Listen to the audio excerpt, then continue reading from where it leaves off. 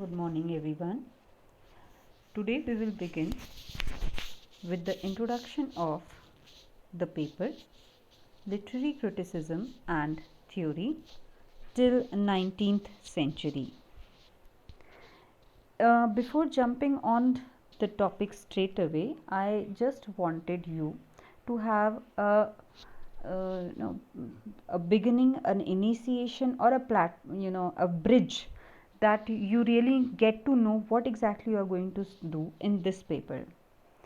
As you had already read about prose, you have read about poetry, you have read about drama, all these things about literature.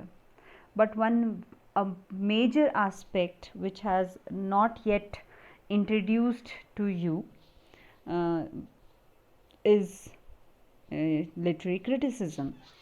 And literary criticism is a very important part of your understanding of literature. So, yes, let us begin with the topic literary criticism. What exactly we understand by that?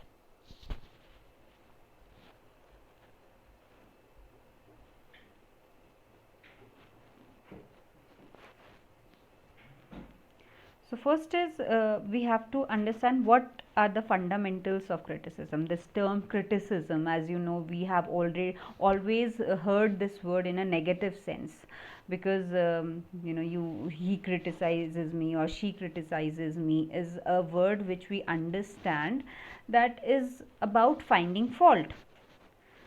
But when we are going to study it as a field of the knowledge, as a field of importance, that means it has some kind of profound meaning into it, or profound you say perspectives to it. Different perspectives are there. So first we have to understand what exactly criticism is.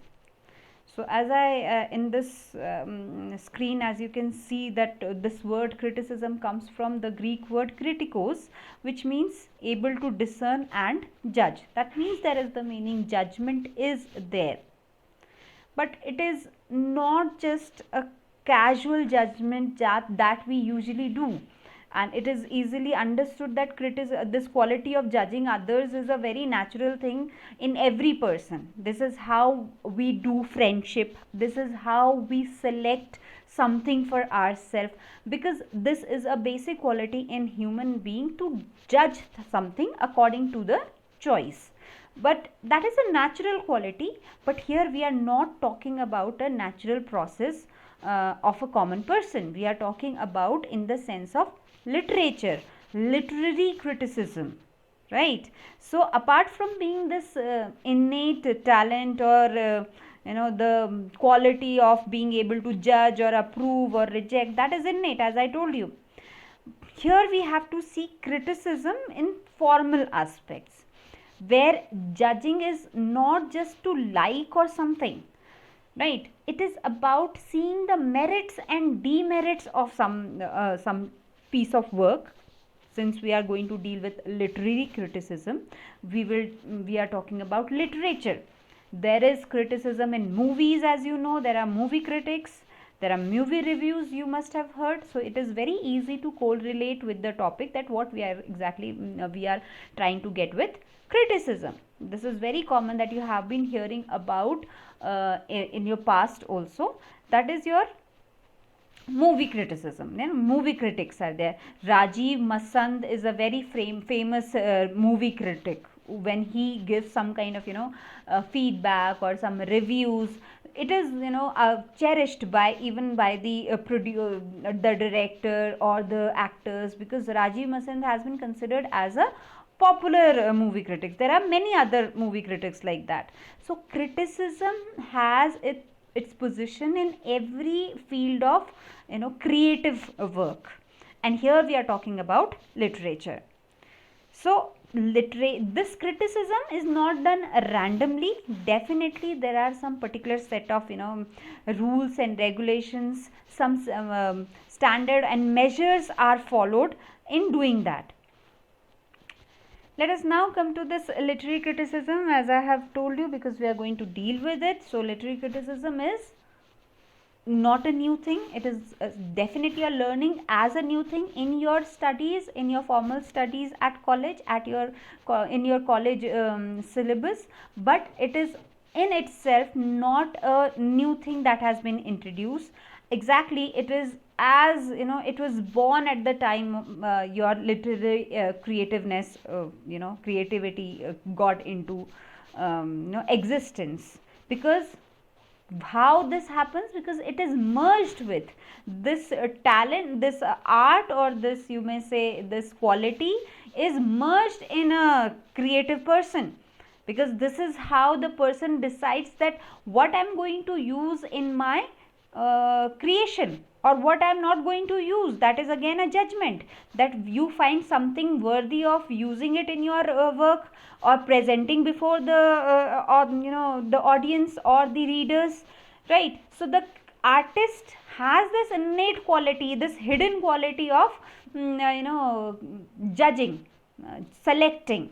This whole process involves your criticism. So we can say that criticism is as old as creativity. So as it says that an artist is a critic in itself, and he can be a formal critic too.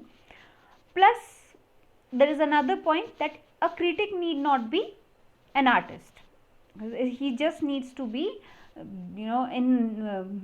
good scholar of it, a knowledgeable person about the art, but he need not be the creative artist for that. Then we come to the definition of literary criticism.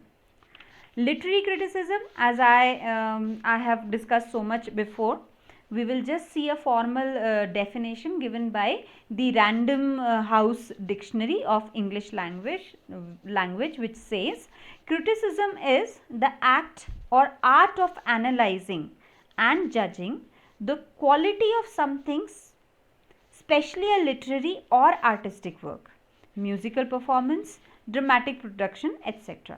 So this criticism is done in mainly this your creative work field. It can be musical piece, it can be a movie, it can be a drama, it can be a literary work, it can be a painting, right? So when someone analyzes the work, judges the work, he points out the quality, it could be the good or the bad ones. That process is called criticism. But when we talk about literary criticism, this is one definition that we have seen. When we study it as a subject, we see criticism in different contexts. Criticism can be understood as interpretation, it can be understood as evaluation, it can be understood as judgment. So there were many famous critics who have given some definition according to that. I'll just tell you some definition out of that. Like one, when we see criticism as interpretation, so Atkins says criticism is the play of the mind on the aesthetic qualities of literature, having for its object an interpretation of literary values. So what he says, that Atkins is saying, pointing out that criticism can be seen in the context of interpretation, that the main object, the main aim of doing criticism is not to just telling the quality, it is to interpret the work, it is to deduce the meaning, to find out the literary value of that work, right? By deducing the meaning, that what exactly is said by the artist through the what is expressed by the work. So similarly, it can be defined in the context of evaluation, when we have Matheson defining it as, it should furnish exposition and description. It should enable you to feel concretely what is being described, and it should give you in the process an evaluation. Evaluation is whole calculation, that how the work has been presented to you, what all elements are inside the work. So what you are doing in a whole, you are evaluating the work. So here it has been defined in a way where evaluation is given main, as seen as a main object of this process. Finally, we can see a statement or a definition in context of judgment. When we see, when that I.A. Richards says, to set up as a critic is to set up as a judge of values. That means as a judge, when the, who does the criticism? Critic. So the critic's role when he is doing his work, criticism, is to find the value, is to pass judgment. Find judgment means then deciding the work in which quality it is falling, good, bad, medium, or whatever. So it is in the context of judgment. So there are different definition. One basic definition was taken from the dictionary or Random House Dictionary of English Language that I have told you earlier. And there are, in every age different critic came and they gave their own definition, their own view towards literary criticism. So literary criticism is not a fixed form of thing that you are going to see it like that only. It is multifaceted. So you have to understand that thing in different ways too. So now next we have we'll quickly see what are the function of criticism. So why criticism is needed, why we have to criticize, why we have to pass judgment on something, what is good about it. See, you have options of lot of music to hear, you have options of watching lot of what do you say, your movies. When you do online shopping, you try to look for the feedbacks, what people have given the feedbacks, what kind of judgment they have passed, what experience they had. So what happens with that? What happens? So all that process you just can revise in your head. And why do we do that? Why do we try to follow somebody? We whenever it comes to watching and to selecting any web series, we try to first see the feedback, or we try to find out that which are the top works which are appreciated by the critics, and we try to pick from that. So you can easily analyze that what is the function of criticism here, very practical, right? So but I'll tell you in a systematic manner. I have to bring out each and every point. Randomly you all have guessed it, you must have, because it's a part of your daily life experience, so nothing that you cannot understand, but I'll put it in a systematic manner. The very first thing is to differentiate, to separate. What a critic is going to do, he is going to separate a good work from the bad one. Now it takes a lot of process from that, how you, then it is the methodology, it is the style of the author, which process he is choosing. It is a great deal of work, and as a student of it, we have to see all that aspects too. We are just dealing right now from the upper layer of it. We are just seeing what in different heads, that what is the function, what are the function of criticism. So first one is to differentiate, to separate, to sieve, to filter good work from the bad one. So what happens by that? It helps the readers, obviously, right? It helps the readers. Now when the judgment is done, they try to interpret the work. When they interpret, there is some kind of meaning. There are a lot of work in the past you have read in your courses, syllabus, poetry, especially poetry. When we talk about, we are unable to understand that complex idea or the point that the poet wants to express, he wants you to understand. So what we do, we try to listen to the teacher, we try to listen to some other critic, some other scholar who has given the view on the work, right? So that we can understand that what exactly the author is trying to say. So this is what the critic does. He tries to interpret the work for you so that the reader gets different perspective to the poetry. One poem or a piece of work on a modern art can be understood from different perspectives, right? When it comes to explaining literature, I always take examples of movies and drama. When we watch a movie, we simply watch a story and we just get to see that finally that hero and heroine meet up, and that's the structure of that work. But there are different theories, there are different philosophies, there are different themes they try to present to us. Sometimes we miss it, we don't have that much knowledge and we are not very much into it. So when we read that thing, you must have seen when we used to deal with novels in last semester, I used to tell you about different themes in that, different symbols used in that. What is that? That is basically criticism, that is basically interpretation for you, that we may not have understood earlier, but when somebody tells us that these are different views, we try to get it, we try to develop our own taste towards it, and then we get to understand, oh that, oh my god, it has such a deep or simply a different meaning which I had never thought of. So the reader gets different perspective with the help of the critical judgment or the interpretation provided by the critic. Next is to analyze a writer's life experience through his works. What we are exactly, I'm exactly trying to tell you here, that the writer is judged through his work. The writer cannot be judged from his own condition, from his own past or own life, that he comes from a rich family or he comes from non-educated family or this. We have to give quality, or we have to give that labeling. When we say that he's a good writer, or he's an innovative writer, or he is something, we cannot say judge him from his own life history.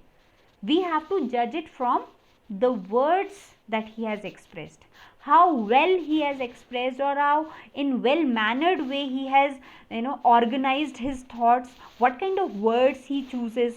There are many writers we find difficult to understand, or there are many writers who try to show you things in simple way. So this decides the quality of the author. Sometimes they try to show off, sometimes they try to make it very simple. So everything which are going in extreme, they lose their interest. If something is very difficult, you try to watch a movie when it is like you're able to understand it, right?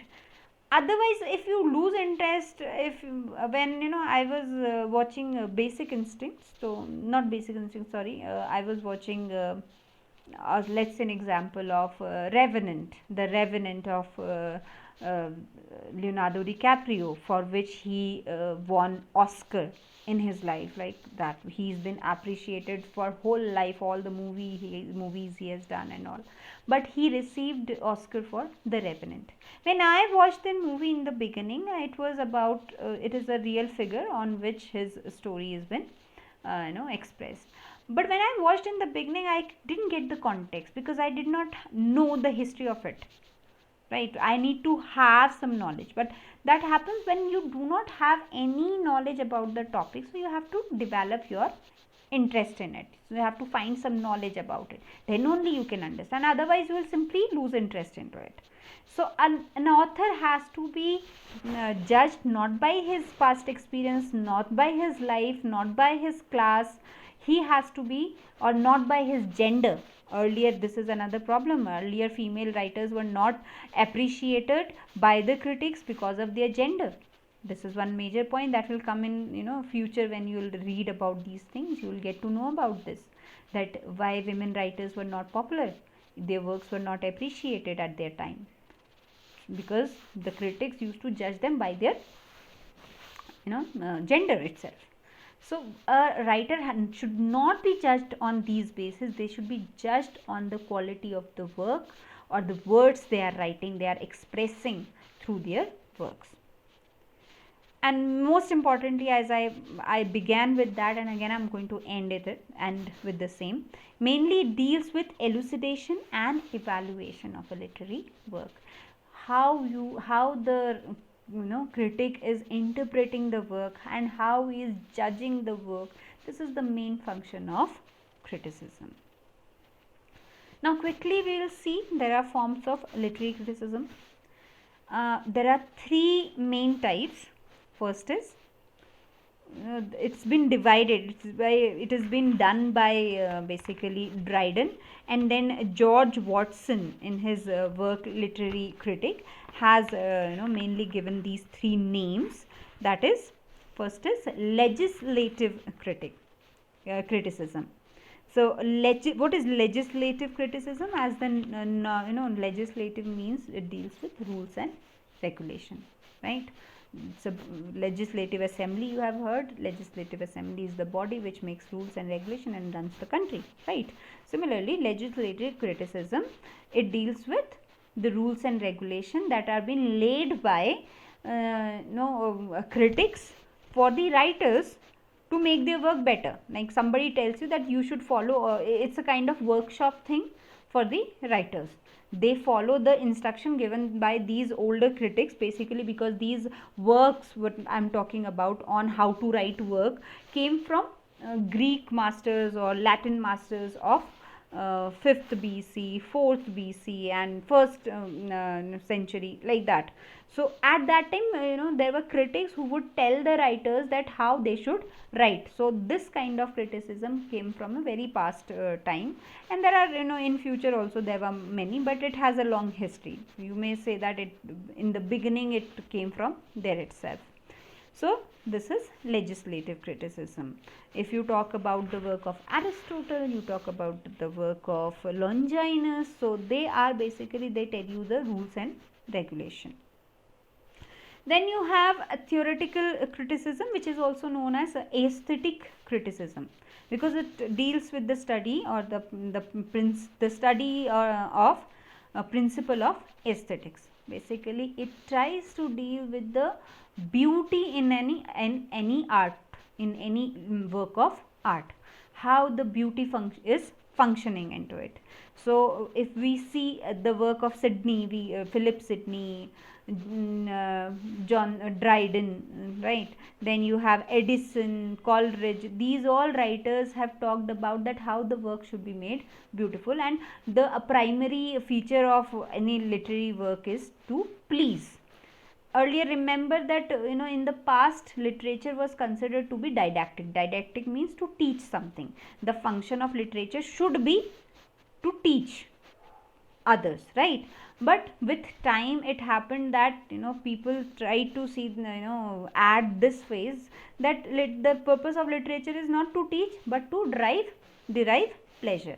Then came a sect which says that with teaching there should be pleasure. So there are different groups which arose in between, or different beliefs or philosophy that kept coming with time. So there were changes, definitely there was growth, there was a return, like it happens in fashion, so that is thing that was happening. So aesthetic criticism is one of the this appreciative criticism, where you actually focus on the beauty of the literary work.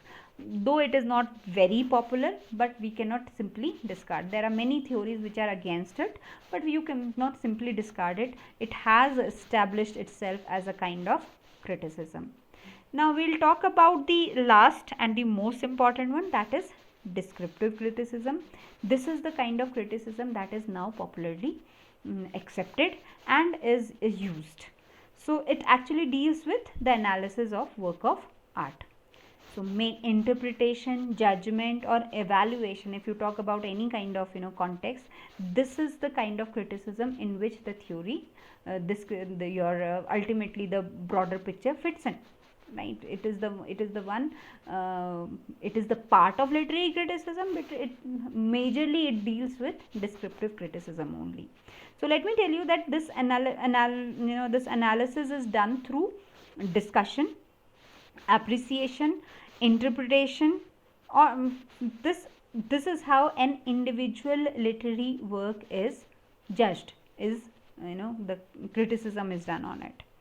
So the main motive is to interpret, to analyze the work of any writer, so that the reader can enjoy it.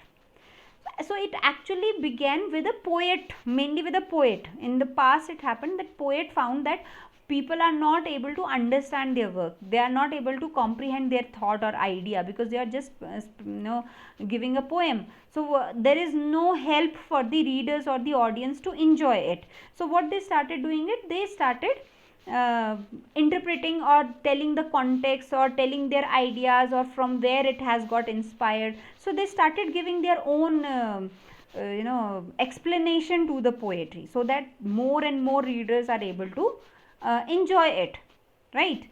So the first kind of criticism began with the poet itself. So Ben Jonson can be considered the first poet who did it for himself. He tried to explain his work through the prefaces, right? So Ben Jonson was the one who started it. But we see no Johnson, no, sorry, not Johnson, Dryden, John Dryden. He is actually the greatest practitioner. He was first called the father of descriptive criticism, and on the whole he was also then called the father of English criticism. So whenever the question comes that who is the father of English criticism, so it is John Dryden. So he was the one who actually established itself as a complete kind of criticism. He had written many prefaces to his work in which he discussed his own plays. He defended his ideas. He also defended the people, or he attacked the people who attacked his work, who were doing down his work. He attacked them. So he, through the prefaces, he just not only explained the idea behind his work, he also defended it. So he became the father of English criticism, and descriptive criticism became very popular after that. So this was about the basic introduction of criticism. I am not saying that this is only about, this is only you should know about criticism, as there are many approaches which got developed in due course of time, and there are different forms of criticism which we are definitely going to cover in future. So for today, I hope you all understood, everybody must have understood what a literary criticism is. Now after this we are going to begin with our first topic, that is on Aristotle. So that with this I believe that everybody must have understood what literary criticism is. So thank you for today.